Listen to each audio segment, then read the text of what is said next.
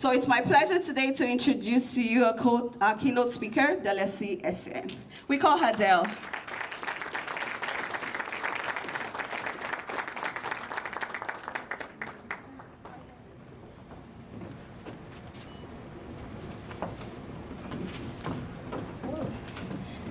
Good evening, everyone. How far? Not everyone knows this, but I also learned something new from time to time. Not all black people come from Nigeria, so I also learned how far today. So I'm testing your knowledge. I know the pop quiz is coming at the end, but I'm testing your knowledge now. Happy African and Black History Month. I bring you all greetings from Treaty Fort territory on this August occasion, and thank you for that warm welcome, Amarachi. So over the past few years, I have been recognized for my advocacy work in diversity and equity, particularly in nursing education, as Amarachi talked about, but I by no means claim to be an expert on diversity and inclusion. My expertise has grown from my personal encounters with, diversity in Canada, and to this end, I've titled my very brief speech, Diversity Done Well, Lessons Learned Over the Years. I will speak broadly about 4 things before I take my seat. First of all, multiculturalism, meritocracy, structures of racism, and I'll finish off with diversity done well. I want to start with 2 disclaimers, as it were. Whenever we talk about diversity, equity, and inclusion, DEI, on any platform, this one included, it has the tendency to be polarizing. And so I want to set the tone this evening for one of respect, a respectful dialogue. Secondly, sometimes people experience great discomfort by the topic. And I want to encourage you all to keep an open mind. And you might be pleasantly surprised about what you will learn today. So with these 2 disclaimers in mind, I'm going to jump right in. Multiculturalism, let's start with that. As an immigrant, I'm very familiar with Canada's multiculturalism policy and the idea that Canada is receptive to diversity. The fact that I'm a Black person who is participating in the social benefits and riches of this great, great country is a testament of this policy. However, there is a dark side to multiculturalism, no pun intended. As a Black person, I use a lot of dark humor, so forgive me. But really, there is a dark side to, he got it, he's a comedian, he got it. There is a dark side to multiculturalism. Because of the discourse of multiculturalism, I have found that in many workplaces, my Black skin is an allegory for achieving equity, diversity, and inclusion measures. And in those instances, I have not been included for my many qualifications or my expertise, but simply because I check a box on an organization's balanced scorecard. Instantiating voyeurism, my Black skin, and consequently my culture, that is my traditional foods, my clothing, my language, my accent, and even my name, which has sometimes been called pretty or foreign, is usually constantly put on display as proof of someone else's ability to be accommodating of diversity. On the one hand, the allure of Canada's multiculturalism policy and the dialogue invites me to be part of shaping the rich, vibrant culture and all this vibrancy of society. But on the other hand, it keeps me as a perpetual foreigner to Canada. Let me explain. Although I have called Canada home for more than half of my life, and I've attained citizenship, I always get the question, but where are you really from? Some of you know that question. You see, as harmless as that question is, it subtly reminds me that it doesn't matter what my passport says. I will always be a foreigner to Canada and always be from the country that I really come from. Proponents of multiculturalism sometimes inadvertently, and I can bet my last bottom dollar, unintentionally, spread the notion of the normativity of whiteness, where whiteness becomes the default and all non-white cultures are foreign. They do so by encouraging, non-white or racialized people to enact their cultural traditions through food, clothing, music, and dance.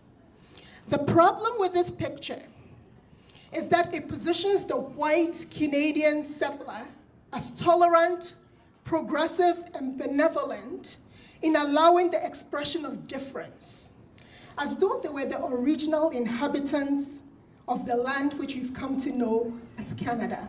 And everyone else brings their culture and they enrich this country with their diversity.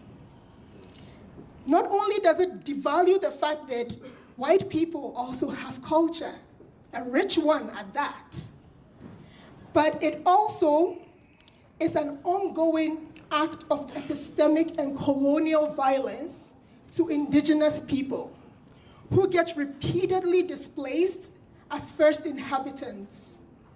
Indigenous people, along with all of us BIPOC, or the BIPOC community, get relegated to cultural artifacts whenever that discourse of multiculturalism is invoked.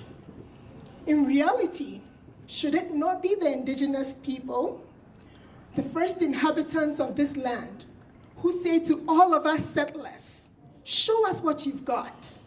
Show us what you bring to Turtle Island, and we will show you the strength of our culture, a culture that existed before we were colonized.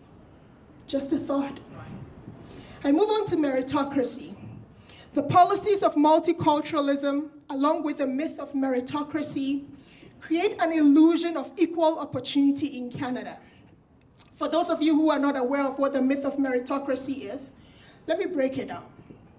So meritocracy is the belief that one's social status is solely based on one's abilities and achievements. For many years, I have also subscribed to this notion of meritocracy, that if only I work hard enough, I can be anything I want to be. In fact, if you Google me, you will see a video of me saying this exact same thing. I am saying that Canada is a land of vast opportunities, and if people work hard enough, they can be anything they want to be. And I'm not being hypocritical. This is why my speech is entitled Lessons Learned. The problem with meritocracy is that it assumes that everyone has equal opportunity, that economic, political, social, or cultural factors and influences are irrelevant. Meritocracy also, beg your pardon, I've lost my place. Meritocracy erases the material and social benefits of white privilege as if they were irrelevant. Meritocracy assumes that everyone is starting at an equal footing, that we are all starting from the same place. But unfortunately, that is not so. The color of your skin, your name, your race, your accent, your social and your economic class have consequences for what doors might open or close for you. For some people, working hard has gotten them to the top. But the reality for many others, especially members of the BIPOC community, is that our skin poses a whole new set of barriers for us. Barriers in accessing the opportunities that Canada has to offer. We see this in the lack of representation in leadership positions, in the wage gap, in discriminatory practices that continue to occur in our workplaces and in society. Now, this speech is not anti-white. I'm not calling for the abolition of multiculturalism. So if anyone here's job is tied to multiculturalism, relax, you're safe. I'm not asking for your jobs, okay? I'm not even bashing the role that working hard and determination plays in bringing you the successes that you enjoy in life. Neither am I discounting the grace and the favor of the Almighty God that elevates people to places of authority. Instead, I am directing your gaze to structures and systems of racism and oppression. Structures that predate all of us in this room. And yet, because we collectively partake in the material and social benefits of Canada, we mutually share in the responsibilities of upholding these structures. When we talk of complicity, it is easy for us, people of color, to look to our white brothers and sisters as the perpetrators of racism and discrimination. But actually, complicity is not only about what happened then, but also what is happening in the here and now, and how we participate in historic occurrences today through our personal benefit, our privilege, and the maintenance of problematic structures. The fact that I enjoy privileges due to my positionality in society does not discount the fact that I myself have been on the receiving end of racism. But you see, the complexity of power and power structures are such that I can simultaneously oppress and be oppressed. An abuser can simultaneously be the abused. One of the cogent ways that we collectively uphold the structures of racism and discrimination is through silence. Silence is an oppressive form of complicity because it creates distance from responsibility and allows racism to be normalized in an acceptable way. We support oppression when we actively participate in it, when we deny or ignore that oppression is happening around us, or when we take no action when we see it. Noticing or witnessing oppression, racism, discrimination taking place, and taking the moral stance that it's none of our business or it's somebody else's responsibility to speak up is the same as doing nothing in the face of need. Your silence is assent. It means that you agree with what's happening. Destabilizing institutional and structural racism does not happen when people are silent to racism. People are structurally complicit when they exercise their agency in ways that reinforce unjust social structures. And if you can communicate, then you have agency. And if you keep silent, and silence is a form of communication also, then you are using your agency to support and reinforce unjust social structures. So it's time for us to look closely at our attitudes, our practices, and start to interrogate them. If you find yourself in your workplace saying, this is the way we've always done it, or if there are historical molds in your places of work that constrain you, it's time to ask,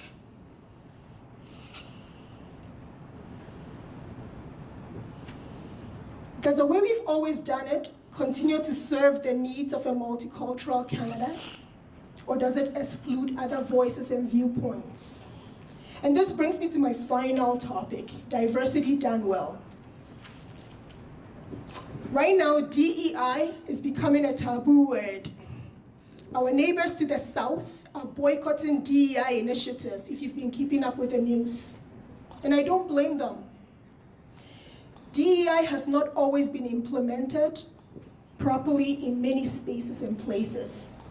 You see, DEI is not as much about adding Black people, brown people, Indigenous people, female people who have a disability, or members of the LGBTQ2S+ community into places and spaces, as much as it is about dismantling structures of oppression, discrimination, and racism to make room for a more equitable Canada.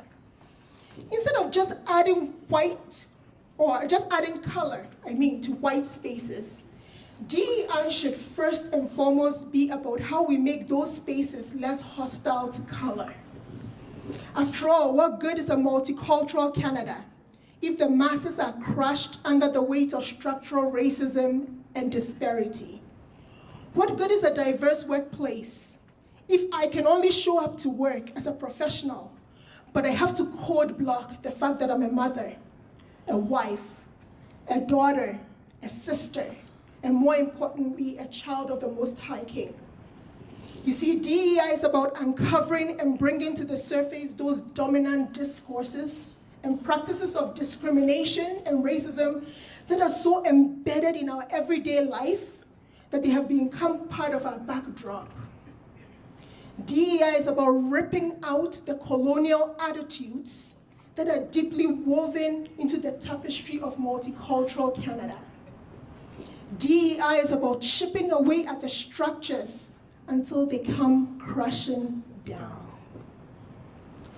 This speech is meant to be thought-provoking and to evoke a response of deep reflection, and I hope it's doing just that.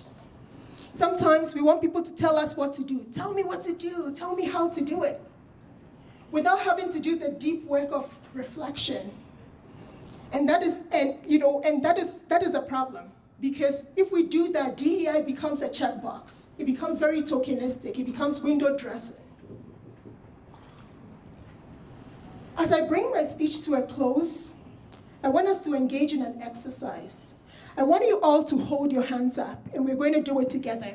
I'm going to show you. Like that. All right, lovely.